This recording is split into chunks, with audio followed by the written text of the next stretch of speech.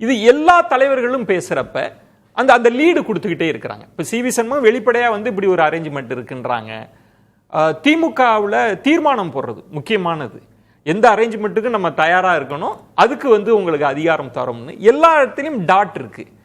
ஆனா இதை இணைக்க முடியாதபடி தடைகளும் இருக்கு. அப்படின்னா என்னதான் நடந்தது, இது எப்படி எக்ஸிக்யூட் ஆயிருக்கும்? இல்ல பாரதிய ஜனதா இதற்கு பின்னால் இருக்குன்னா திமுக அதிமுக இணைந்து பண்றதை விட அவங்க தாவேக்காவை ஆப்ரேட் பண்றதா ரொம்ப எளிது. பாஜகவை பொறுத்தவரையும் அவங்க இப்படி யோசிச்சு எடப்பாடி சிஎம் ஸ்டாலின் ஆதரவு அதிமுக அமைச்சர்களுக்குன்னு சொல்லி அப்படி யோசிக்கிறத விட இடதுசாரிகள் ஆதரவோட கஷ்டப்பட்டு ஒரு பாஜக இப்படி ஒரு கஷ்டமா ஒன்ன உருவாக்குறத விட விஜய்க்கு அதிக நம்பர் இருக்கு, வரட்டும் நம்ம தம்பி தான் பார்த்துக்கலாம் அப்படின்னு பாஜக முதலமைச்சர் விஜய அவங்க நம்ம பக்கம் இருக்கிறது அவங்களுக்கு இயல்பே ஒழிய ரொம்ப எளிதாதான்.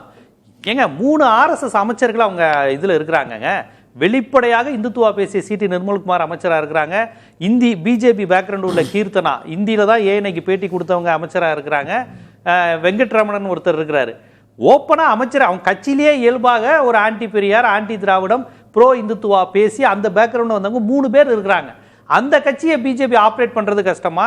நீங்க திமுகவையும் அதிமுகவையும் சேர்த்துக்கிட்டு அவங்க கொள்கைக்கு எதிராக எல்லாத்தையும் நீங்க இந்துத்துவா திணிங்கன்னு சொல்றது ஈஸியா? இப்ப இந்த இடத்துல ஒரு சந்தேகம். இப்ப ராம்கி அந்த சந்தேகத்தை எழுப்பினார், விசில் எப்படிங்க கிடைச்சிச்சு, அவங்க நினைச்சிருந்தா தடுத்திருக்க முடியும்னு. இப்ப நீங்க சொன்ன மாதிரி அவங்க அப்படி எளிதா நம்ம கையில வச்சுக்கலாம் அப்படின்னா, ஆர்கே சார் சுட்டி காட்டின மாதிரி 108 நம்பர் இருக்கிறப்ப ஓகே நீங்க ப்ரொசீட் பண்ணுங்க அப்படின்னு சொல்லியிருக்கலாம்ல. ஏன் ஆளுநர் முட்டுக்கட்டை போட்டுட்டே இருந்தாருன்னு நினைக்கிறீங்க? அந்த இடம் தானே எல்லாருக்கும் ஒரு டவுட் வந்தது, எதற்காக இவங்களுக்கு தடை கொடுக்கப்படுதுன்றது. காங்கிரஸோட வர்றாங்க, மதச்சார்பற்ற கூட்டணியோட நாங்க டீல் போட்டு 120 அந்த மேஜிக் நம்பரோட வரவங்கிறாங்க. பாஜக அது எரிச்சல் ஆகுது. பக்கத்திலேயே காங்கிரஸ் ஜெயிச்சிருக்கு கேரளால, ஆந்திர தெலுங்கானால காங்கிரஸ் இருக்கு. இதுல அமைச்சரவையோட நாம் காங்கிரஸை ஒழிக்கணும்னு பிளான் பண்ணி நீங்க சொல்றது மாற்று ஏற்பாடு நடக்கிறது இல்ல.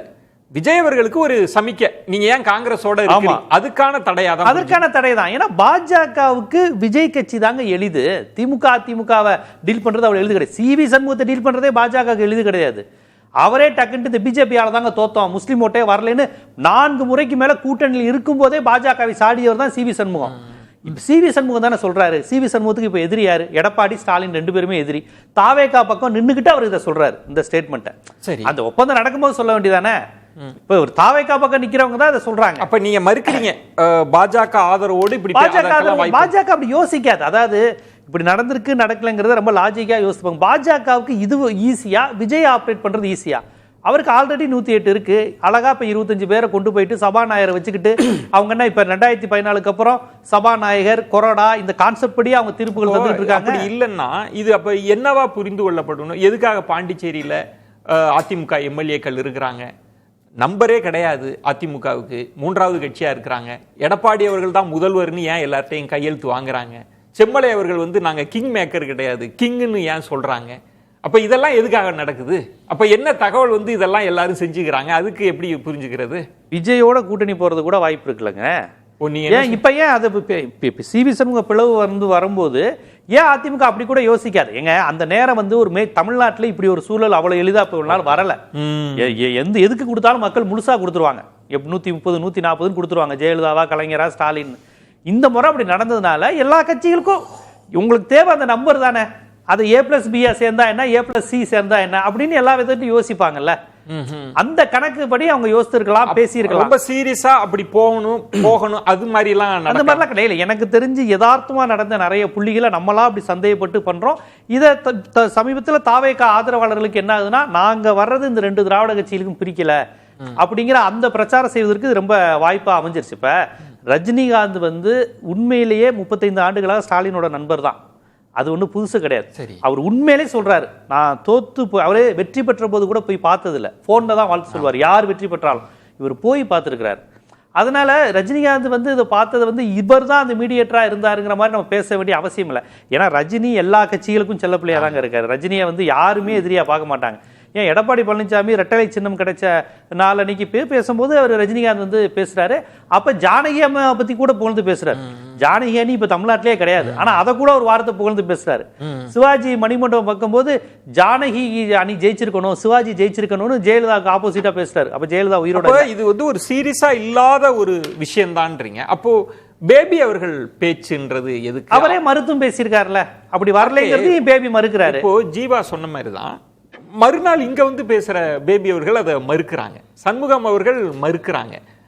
என்னதான் அப்போ என்ன இது உண்மை? யாரு பேசினாங்க? ஆதவ அர்ஜுனா வேறொன்று சொல்றார், ஒரு தனிப்பட்ட ஒரு நிறுவனத்தின் முதலாளி தான் இதெல்லாம் கோஆர்டினேட் பண்ணாங்க, 2 பேர் உதயநிதி அவர்கள் அங்க மிதுன் அவர்கள் பேசினாங்கன்னா அவர் ஒரு நெரேஷன்லாம் கொடுக்குறாரு. என்ன இதை எப்படி இப்போ புரிஞ்சுக்கிறீங்க நீங்க? இல்ல ஆதவ் வந்து லொடலோட வாய் எல்லாமே சொல்லிடும், அதுதான் ஆதவ். அதை நாம் புரிஞ்சுக்கணும்.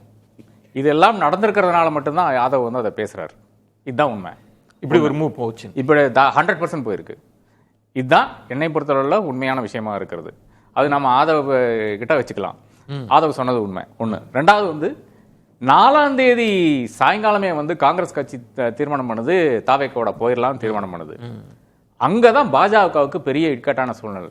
என்னடா அது இப்படி ஒரு மூவ் போயிட்டு இருக்கே அப்படின்ட்டு அவங்க வந்து இவங்க 2 பேரும் பேசிடுறாங்க, ராகுல் காந்தி பேசிடுறாரு, அதுல பிரச்சனை வருது. அதாவது தாவேக்கா தனித்து இருந்தால் பிரச்சனையே கிடையாது. என்ன பிரச்சனைன்னு பார்த்தீங்கன்னா, இன்னைக்கு 2 இந்தியாவில் இருக்கிற 2 சீனியர் அட்வொகேட்ஸ் மட்டும்தான் இந்தியாவில் வந்து ட்ரையல் நடத்தக்கூடிய அளவில், அதாவது ஜட்ஜஸ் கேட்டா டப்னு சொல்ற இடத்துல இருக்காரு. ஒன்னு அபிஷேக் மனு சிங்வி, இன்னொன்று வந்து கோபால் சுப்ரமணியம் நடுவில் வந்து லண்டன் போயிட்டு திரும்பி வந்ததுனால அவர் அவ்வளோ ஒரு இப்போ அவ்வளோ தன்மை கிடையாது. அபிஷேக் மனு சிங்வி பண்ணிடுறாரு இல்லையா, அவருடைய ஜூனியர்ஸ் தான் எல்லாம் நின்று பேசிக்கொண்டிருக்கிறார்கள் இவருக்காக, தாவேக்காவுக்காக. சோ பிரச்சனை அங்கதானுங்க ஆரம்பிக்குது. டப்புன்னு காங்கிரஸ் வந்து சேர்ந்துருச்சு. பேசலாம்.